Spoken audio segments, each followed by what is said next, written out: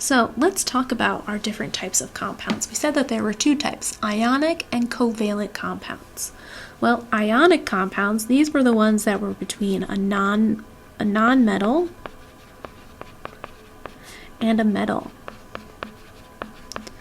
Okay, so this is like the two sides of the periodic table, something from the right and something from the left. So, ionic bonding refers to the electrostatic attraction that holds oppositely charged ions together in an ionic compound. So, we have the example of sodium and chlorine. We know that sodium will create a sodium 1 plus ion, so we'll create sodium plus.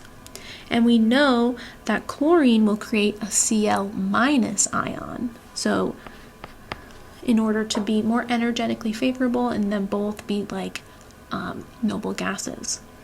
The electron that was added to the chlorine came from the sodium. So we see that electron being transferred here from the sodium to the chlorine.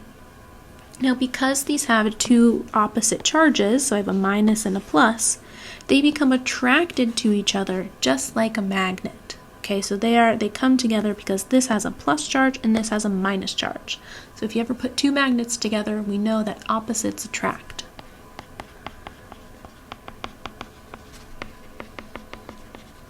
And this is the basis of ionic compounds because we know that nonmetals create anions, which have a negative charge, and metals create cations with a positive charge. This won't happen between two nonmetals because if we take a nonmetal and a nonmetal, we would have a minus charge and a minus charge and they wouldn't attract. Nor would it happen between a metal and a metal because then we would have two positive charges and those won't attract. So nope and nope.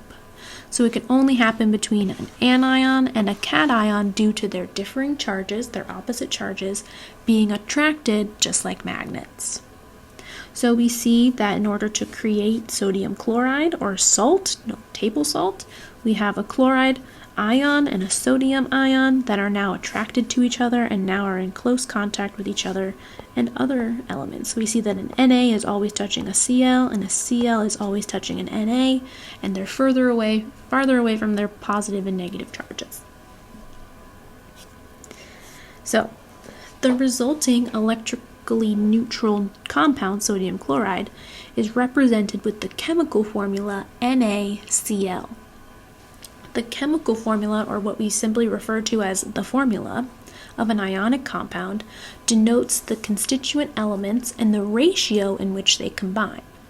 For example, sodium plus combined with Cl minus. I only needed one of those.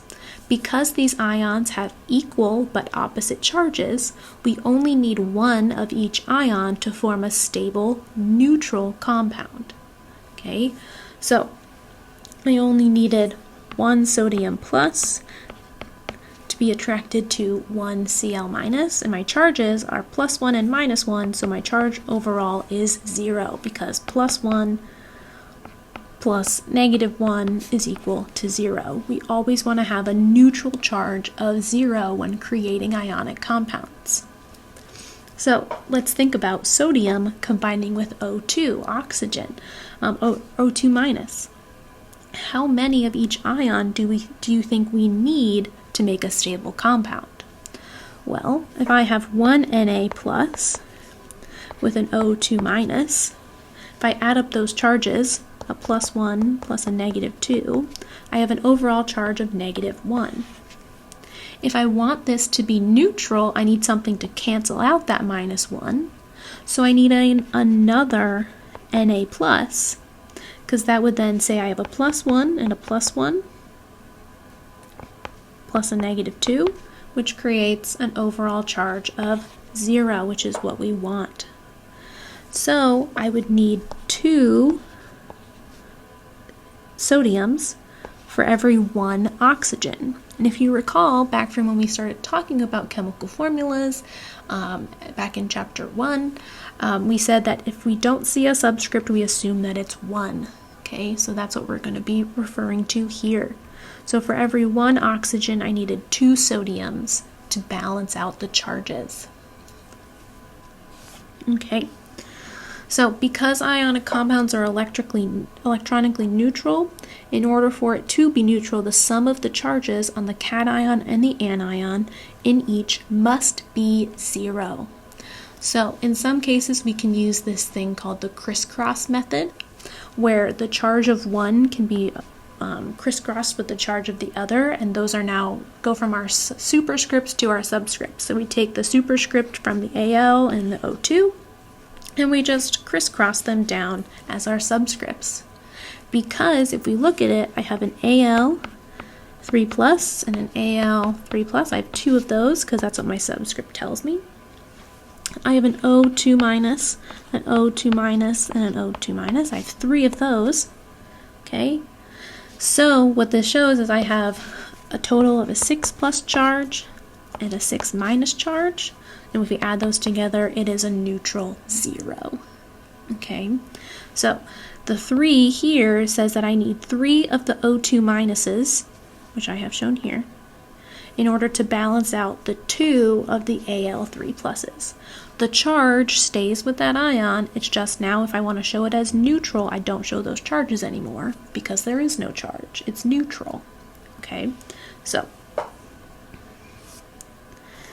in order to determine the formula, this requires knowing the charge of the atoms when it forms an ion. This is very important for ionic compounds.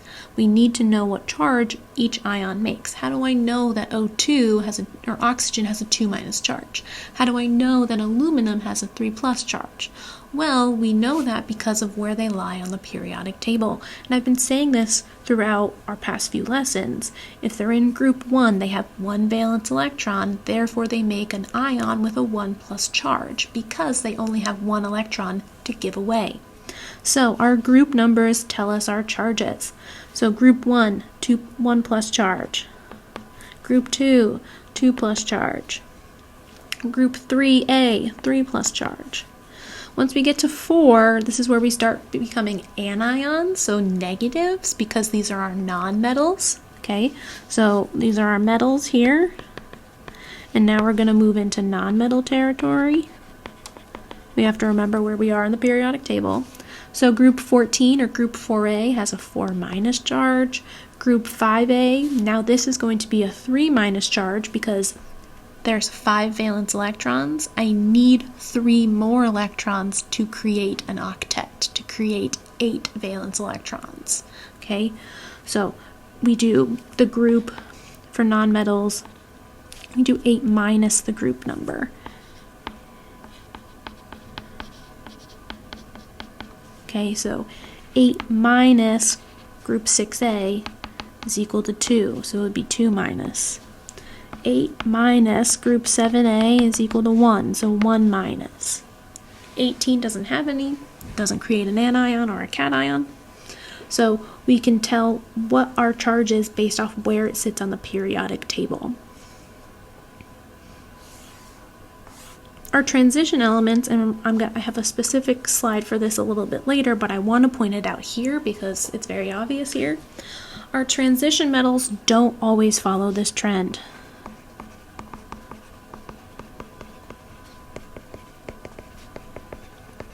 And that's because they can have variable charge. Okay, so some of these, like chromium, can have 2 charges. It can give up a different number of electrons. Iron has multiples. Copper has multiples. Mercury, gold, they all have multiple charges. Okay, so and we'll get to this a little bit more, but they are just able of having variable charges. So we have a way of denoting that here in a second. So before we move on to that, let's just review and make sure that we are fully understanding how we're creating ions, what has a positive ion, what's a negative ion, how do we determine that. So remember, the charge is equal to the number of protons minus the number of electrons, making sure that we keep our signs as is to show if it's a positive or a negative charge. Okay, so write the ion symbol for the atom with the given number of protons and electrons. So we know, if we know the number of protons, we automatically know our elements, because our number of protons determines our elements. So look to your periodic table and figure out what is element number 19. Element number 19. That is potassium, K. And now we have to figure out its charge. So we're going to take 19 and we're going to subtract 18, and we get a positive 1. So its charge is going to be +1. And you can show that either as a +1 or you could just show it as a plus. Either is fine. Next up we have 35 protons. Let's look on our periodic table and see what element has 35 protons. That is Br, bromine. Br, bromine, has 35 protons. So let's figure out its charge. We take 35, and we're going to subtract off the 36 electrons that it tells us in the problem, and that gives us a -1. So we can show Br having a -1, and just like potassium, you can show it as just a negative by itself if it's 1. Okay? And our last example, 23 protons. What element has 23 protons? Let's look. 23 protons. That's in our transition elements. It is vanadium, V, vanadium. And we have to figure out its charge. 23 minus 21, that's equal to +2. So it has a +2 charge. Okay. So just as a review, making sure we fully understand how we're getting our ions in relation to our number of protons and our electrons. Okay, so some transition metals can form cations of more than one possible charge, and that's what we saw in our periodic table on our previous slide. Okay, they can have multiple charges. So iron can have a 2+ or a 3+ charge. Manganese can have a 2+, a 3+, or even a 4+ charge. Okay, it all just depends on how many electrons were removed from that valence shell. And this is only specific to transition metals because of the fact that they have two shells, two energy levels that are close to each other. So this is where we get our 4s and our 3d and our 5s and our 4d. Okay, because those energy levels are super close and we start taking from the s and then the d, okay, as our rules told us back when we were learning our electron configurations of ions, that's why we're able to create these variable charges, because we have those mixing of energy levels in our transition metals. So this is only specific to transition metals. Okay, so how do we know what charge this is going to have? Well, either we're given the ion itself, okay, and it tells us what the charge is, or we're given the name of it and it has a Roman numeral. So all of these have Roman numerals on them. And you'll notice that that Roman numeral corresponds to, let me erase this portion, corresponds to the charge of the ion. So iron 3 has iron 3+. Manganese 2 has manganese 2+. So we refer to these as their name and then the charge. So we say manganese 2, manganese 3, so that we verbally saying it, we know what the charge is as well, but we denote it by our Roman numeral. Okay, so the Roman numeral tells us what the charge is only of our transition elements, so just the transition elements here. Make that very clear. Only our transition elements require us to use a Roman numeral. If it's in group 1 or 2, or I guess 3 for aluminum, you do not use the Roman numeral. And that's because we already know their charge from their group number. So the group number for our main group elements tells us our charge. For transition elements, they don't follow that trend, which is why we need the Roman numeral. Okay, so let's practice some of this. Let's take these pairs of elements and determine their chemical formula for when they create an ionic compound. So the first thing that we have to do is we have to look at what the element is and determine what its charge is going to be when it becomes an ion. So potassium on our periodic table is a nonmetal, so we know it's going to create a cation. Metals form cations. We then look on our periodic table and see that potassium is in group 1. Okay, potassium is in group 1 and therefore will have a 1+ charge. So we know the ion for potassium is going to be K+. We then look at our second element and we say, okay, chlorine is a nonmetal and it's going to be in our on the other side of our periodic table. So we look for chlorine and we see that it is in group 7A. So its ion, when it creates an ion, it is going to accept 1 electron in order to get to a noble gas. Okay, so its charge is going to be 1-. So now we have to determine what our formula is going to be in order to get a neutral charge. So if I have K+ and Cl-, how many of each of those do I need to balance out my charges?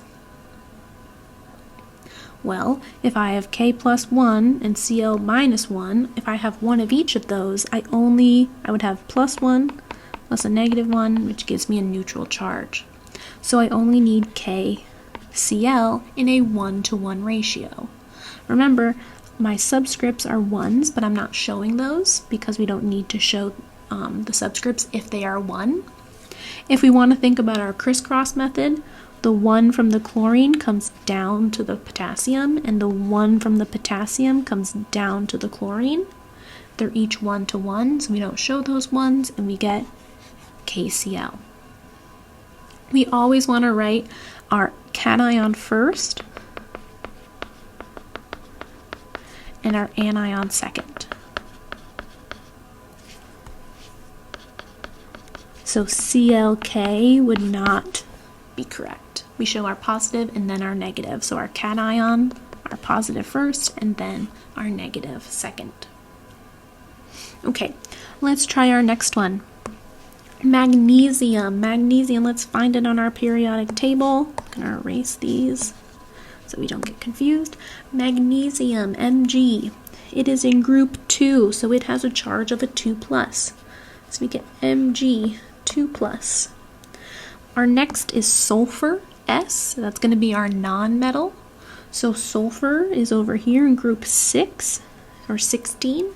And it has a 2- charge. It has 6 valence electrons. It needed to take on 2 more electrons to get to 8 to fulfill its octet. Our octet rule, 8 is great. So it needed 2 more electrons, so it has a 2+ charge. So sulfur is 2-.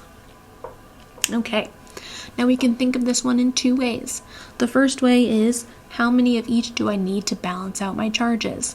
Well, because the charges are equal but opposite, I only need 1 of each of those to balance the charge out, because 2+ plus 2- is equal to 0. So I would only need MgS, because the 2+ balances out the 2-, and we create a neutral charge. We could also do our crisscross method, where we take the 2 from the sulfur and the 2 from the magnesium and bring them down. This would give us Mg2S2.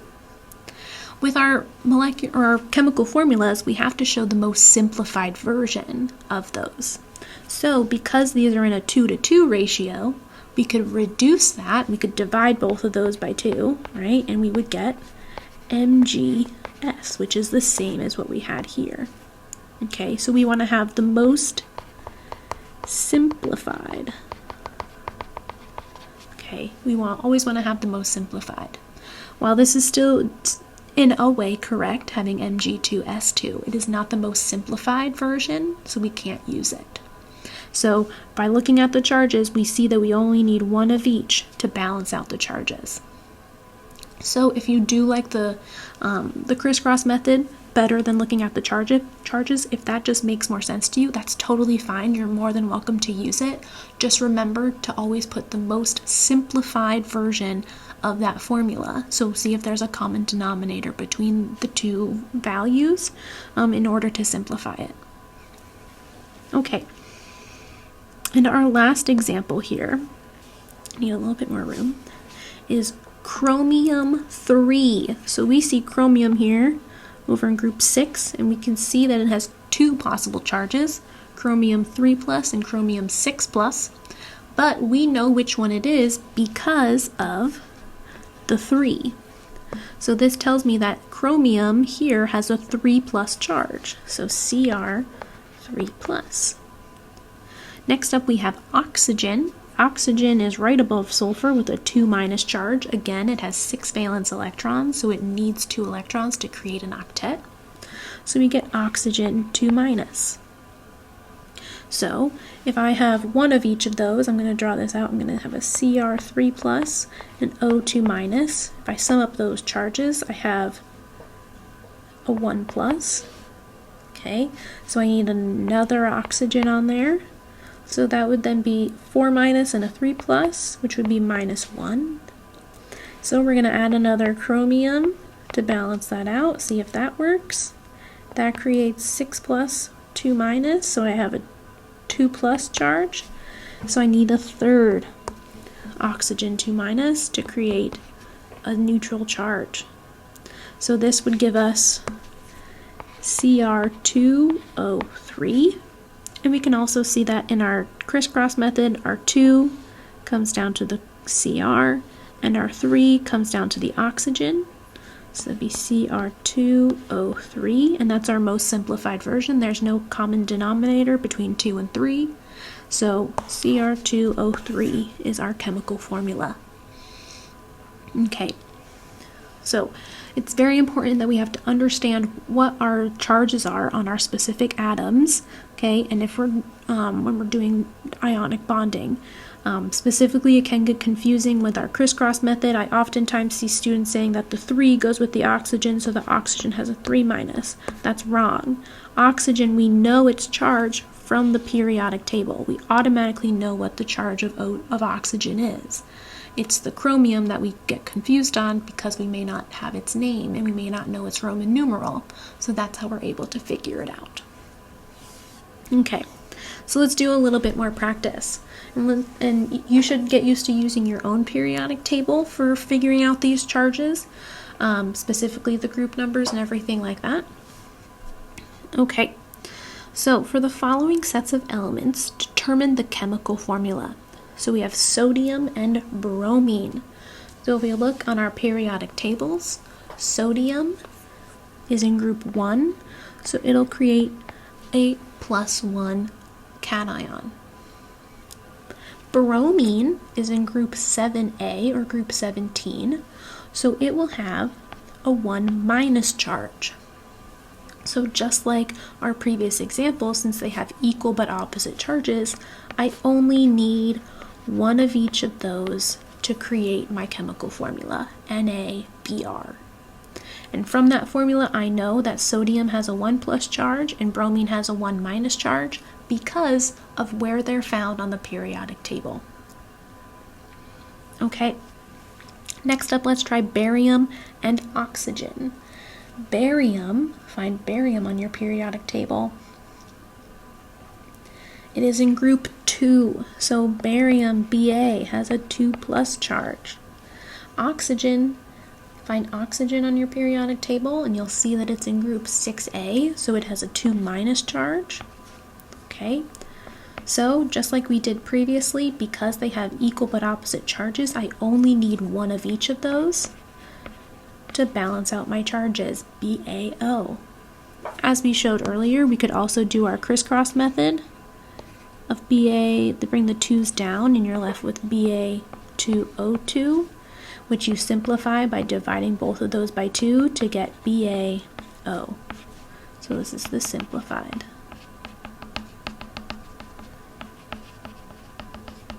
Okay, now what I want you to do is to pause the video and try these last 2 examples on your own, figuring out what the charges are from your periodic table and trying to figure out what the chemical formula is before we come back together and solve it.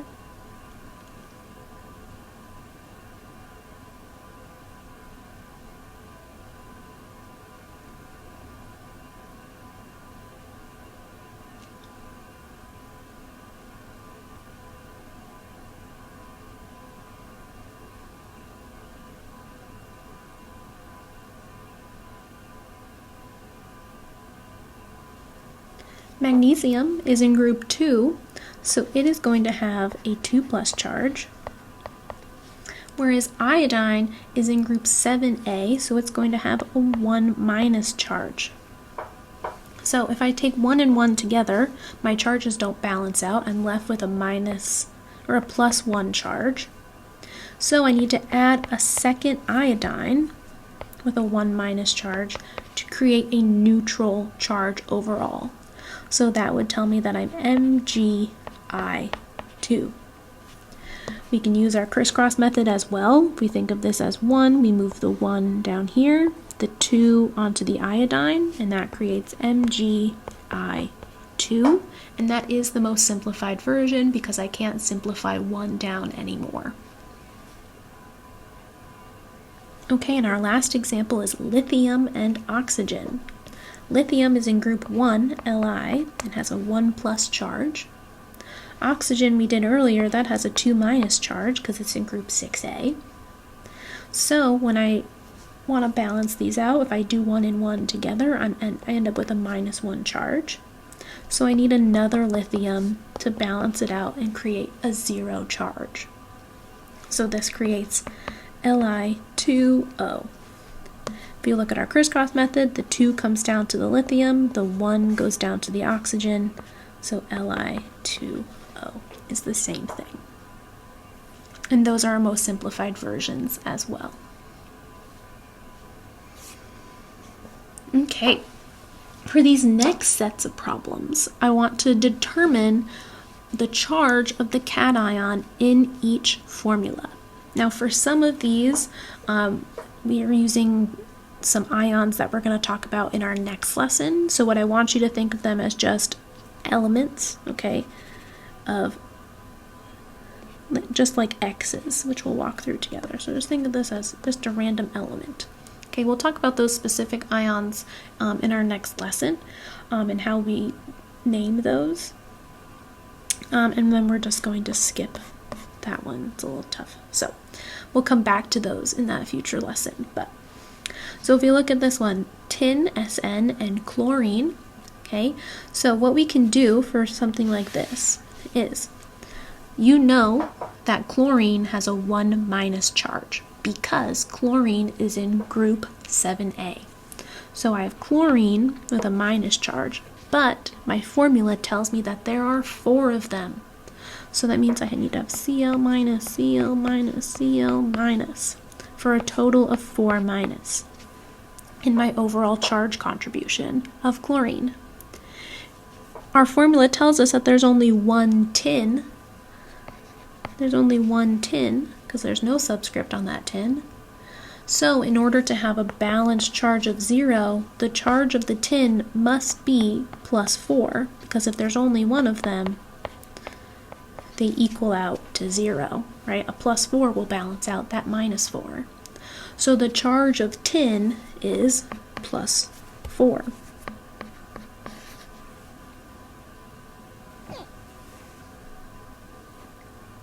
Okay.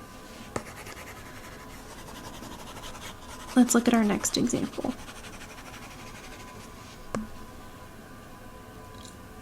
For this one, we can do a reverse crisscross method. So I told you to think of this as CaX2, where we don't know the charge of X. But what we can do is we can say, okay, this 2 came from the calcium. I'm just reverse crisscrossing, okay? So the 1 that's down here came from that ion, okay? So, which makes sense because Ca would have a 2+ charge. If X had a 1- charge, I needed 2 of them from the formula, so they have a 1- charge. Calcium is also in group 2, so we know that it has a 2+ charge. Calcium will always have a 2+ charge. So calcium is 2+. Or +2. You can write it either way. Next up, we have cobalt, CO, C_o, okay, lowercase o. Don't get it confused with CO, like carbon, oxygen. That is not a thing. Okay, so CO with a little o is cobalt, 3, and then we have X2. So again, we're going to reverse crisscross this. So the 3 came from the X, and the 2 came from the cobalt. Cobalt is one of those in our transition elements that we don't always know its charge for. So that means that the cobalt had a 2+ charge, and the X, whatever that X was, has a 3- charge. Oops, I wrote that as Ca, that should be Co. Co has a 2+ charge. So the cobalt here is also 2+. Finally, we have Rh, rhodium, and sulfur. This is another one where we know the charge of sulfur. We know that sulfur has a 2- charge. And we know that there's 2 of them, so S is 2. So if the total charge contribution from sulfur is -2, and I only have one rhodium, there's only one of them. Sorry, my total charge contribution of sulfur is not -2, it's -4. Okay, if the total charge contribution from both of those sulfurs with 2- charges, we know that from the periodic table, it comes from group 6A, so it has a 2- charge. There are 2 of sulfurs in the molecule. Overall contribution is a -4.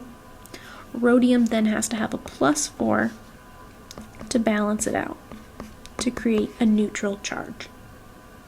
Okay, so the charge of rhodium is +4. Okay, so that's 2 different ways that you can solve for the charges, when you're given just the formula.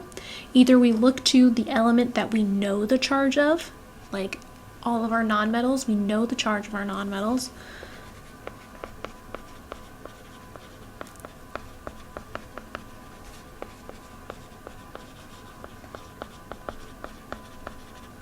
Okay, we know those charges because they come from the periodic table and they're nonmetals, they don't have variable charges. So if we know the charge of the nonmetal, we can then use that and its formula to determine the charge of the cation of the metal itself. Okay, and there's multiple ways to do that. I've shown both of those. With the first 2 examples was using the charge of the anion of the nonmetal. The other 2 examples were doing the reverse crisscross method. Okay, you can do it either way.